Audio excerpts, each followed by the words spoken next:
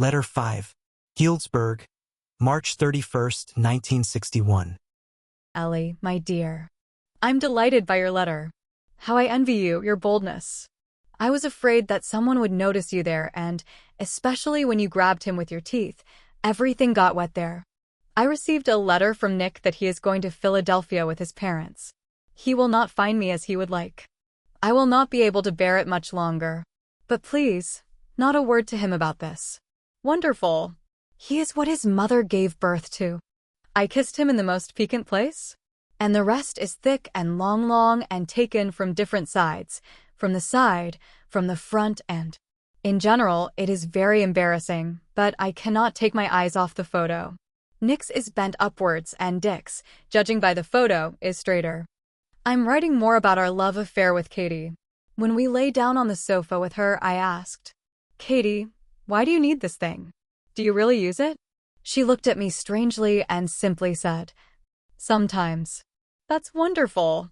I blurted out and, leaning towards her, I whispered softly, "And how was it? Is it pleasant?" "Very." She stretched out languidly, throwing her hands behind her head. I learned this in Japan, as well as many other things. Katie, my dear, tell me why you don't have a boyfriend? After all, you are so beautiful that any man would be happy to be with you. For a long time, I asked her to tell me the secrets of her story, and finally she agreed. Her story captivated me from the beginning, and I tried to write it down word for word. For now, I send you the efforts of my many evenings. Kate's story. I was born in Italy. My mother died when I was 3. My father was sent to Japan for a new job. My father put my brother, Eric, in a special school and went to Japan with me. On August 6, 1945, an atomic bomb exploded over Hiroshima. We were there. My father died, and I, a 7-year-old girl, was left alone. I was saved only by a miracle. During the explosion, I was playing in a small cave with a Japanese girl, the daughter of the owner of the house where we lived. I woke up in the hospital room. I spent a month in Yokohama Hospital, where I was treated for a concussion received as a result of a fall in the cave. My nanny Yoko-san took care of me. She told me that some bandits had robbed our apartment, but they took almost nothing, but, apparently, they were looking for some documents or papers. Representatives from the embassy arrived, assigned me a new guardian, and 2 days later a car with a driver in dark glasses arrived to pick me up. He said he was from the embassy, put me in the car and we left the city. When it got dark, the car stopped, and the driver handed me a thermos of cocoa. But as soon as I had drunk a few sips with pleasure, I immediately fell asleep. I woke up in a dark room without windows. Under the ceiling hung a red Japanese lantern, painted with hieroglyphs and dragons writhing in the arms of women. The women were naked. After a while, a young, pretty Japanese woman entered the room and invited me to another room, where there were 3 men, 2 Americans and 1 Japanese. The fat American, carefully examining me, turned to another American, a tall man, in whose smooth and gentle movements one could guess extraordinary strength. Tell her everything, Ted, and ask her a few questions. With that, the fat man left, leaving the 3 of us alone. Ted winked at me and smiled so slyly and cheerfully that I stopped trembling. "So, Kate Rivera," he began. "your father was sent to Japan so that he could finish his very important military invention, which was to play a decisive role in our victory. Did anyone find out about it? Drawings have disappeared without a trace. Your father. Did he pass on any records, codes, to anyone here in Japan? Your father's friends. We don't know who they are, but he will take care of that. His name is Hanako." Ted continued. "And you will be at his complete disposal. You must obey him without question. Understand?" And then he nodded to the Japanese man and he came up to me and started choking me until Ted's hand pulled him away from me. "What the hell? You'll choke her. Now," he continued. "if you know anything about your father's affairs, tell me everything honestly. And we'll meet again. Hey, who's there?" He called out through the door. A Japanese woman entered the room. "Take her away." Ted ordered. Later I found out that I was in one of the brothels for Europeans and rich Japanese, which was disguised as a dance school. Girls got here in various ways, including by simply buying them from poor parents, and some were simply kidnapped.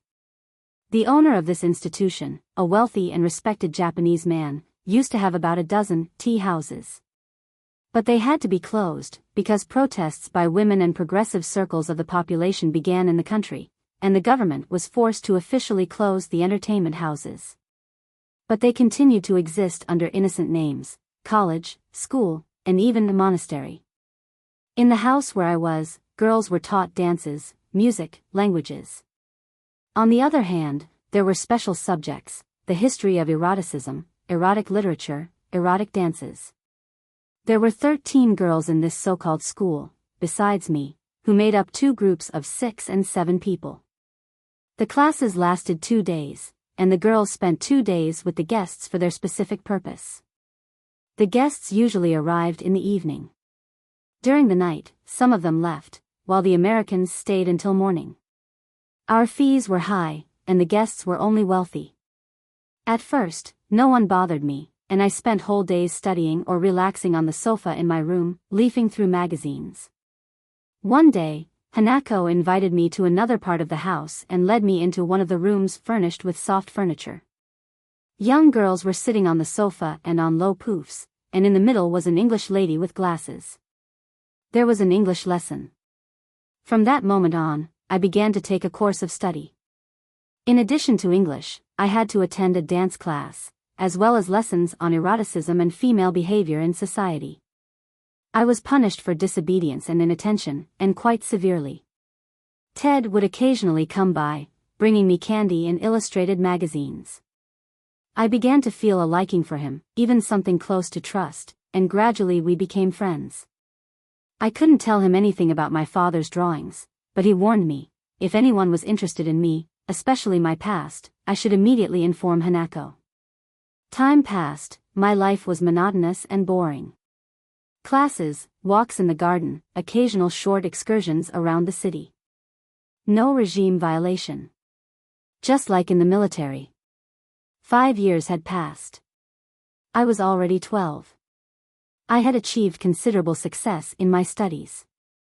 I was encouraged, occasionally set as an example to others, but sometimes punished. Unaccustomed to this, at first I screamed, fought back, but later I even began to find some pleasure in it. Especially when I was whipped by a mulatto girl, also quite young, about a year older than me. When she was with a whip made of silk laces, would feel a sweet shiver. She would take off my dressing gown and undress herself. Her body was like a boy's, her arms were thin, her legs were getting thinner. Despite the fact that she was only 13 years old, she had the reputation of being the best of all the girls, and the men were crazy about her. She earned the most. Her name was Anna. She taught me female love, which was practiced by all the girls in the ward. And did a lot of other things. At first she seemed to forget about punishment. I didn't think about it either. Ecstasy brought us so close that we became one. It felt like the mulatto was crazy about me in moments of intimacy. She gave herself to me with the unbridledness of a grown woman and demanded the same complete surrender from me. I gladly responded to her caresses. At my age, I already felt aroused. Anna, having fun with me, fell into ecstasy, and then the second stage began, the punishment itself. Grabbing a whip, Anna furiously threw herself at me, and her blows rained down on my body. Apparently, this gave her the greatest pleasure. At first, the pain passed quickly. I was overcome by a pleasant languor and was pierced by an irresistible desire for intimacy.